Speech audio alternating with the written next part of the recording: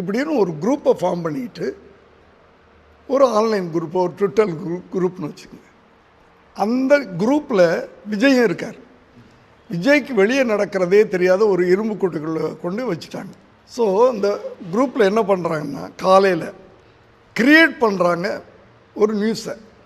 Suppose என்ன எடுத்துங்க, அப்பா நேற்று இந்த இடத்துல பேசுனது தப்பாக பேசிட்டாரு, உங்களை டேமேஜ் பண்ணிட்டாரு அப்படின்னு ஒரு போஸ்ட்டை போட வைக்கிறாங்க.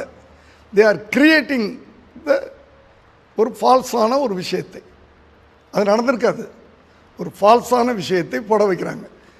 ஒருத்தன் போடுறானா, காலையிலேருந்து சாயந்தரத்துக்குள்ளே இந்த 100 பேரை வச்சு அதை திருப்பி திருப்பி ஷேர் பண்ணுறது, ட்வீட் பண்ணுறது, லைக் பண்ண வைக்கிறது, இப்படி பண்ணுறாரு. ஸோ விஜய் அதை பார்க்குறாரு. ஒரு பொய் 10 தடவை சொன்னாவே உண்மையாயிடும். 50 தடவை சொல்கிறானுங்க, 100 தடவை சொல்கிறானுங்க ஒருத்தன். ஸோ அங்கே